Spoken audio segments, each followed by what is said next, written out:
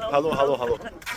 Geldik, keçdik. Buradayıq. Bura tam başqa aləmdir. Elə bilin ki, Cungliyə gəlmişəm. Səhər sübh tezdən durduq və mən və həşəratlarım öz xodumuzla Çindən, Guangzhou şəhərindən Vyetnama getməyə qərar verdik. Bu yolu da sizə göstərmək istəyirəm. Bəlkə kiməsə faydalı olar. Səfərimiz sürət qatarı ilə başladı. Guangzhou Nanjandan Nanninjana gedəcəyik. Ondan sonra qatarı dəyişdirib Dunsinjana gedəcəyik. Dunsinjan Vyetnamla sərhəddə yerləşir. Oradan piyada keçə bilərsiniz Vyetnama. Qabaqcadan deyim ki, komfort sevənlər bu səyahət sizin üçün deyil. Bu macəra axtaranlar üçündür. Nəysə, gəldik, çatdıq sərhədə. Xaricilər quru sərhədi çox nadir keçdiyi üçün biraz diqqət çəkdi bizim gəlməyimiz ora və məni sırada dura-dura sorğu-sual çox elədilər. Başa düşdüm ki, psixoloji sorğu-sualda anlamaq istəyirlər ki, biz nəyə gəlmişik, nəyə keçirik, nəyimiz var, nəyimiz yox. Mən təcrübəli immiqrantam. Mən bütün suallara çox soyuqqanlı cavab verə bilirəm. Bu prosedur hardasa 30-40 dəqiqə tutdu. Vyetnamın Montsay şəhəridir.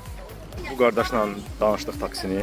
Vyetnamla sərhəddə yerləşən Montsay şəhərindən Vyetnamın paytaxtı Hanoi şəhərinə limuzinlər fəaliyyət göstərir. Kim necə danışdı? Ortalama 15, 17, 20 dollardır belə. Yəni çox böyük pul deyil deyə o qədər də vaxt itirmək dəyməz. Limuzin göy lüks sayılır, amma orta bir şeydir. Normal, rahat yolumuzu getdik. Yol hardasa 5-6 saat tutur və nəhayət ki, axşam saat 7-də Hanoiya çatdıq. Bütün yol 12 saat tutdu. Çatdıq otelə. Qeydiyyatdan keçdik və şəhərə gəzməyə getdik. Onu ikinci hissədə göstərəcəm sizə. Sağ olun, sağlıqla qalın. Bay bay.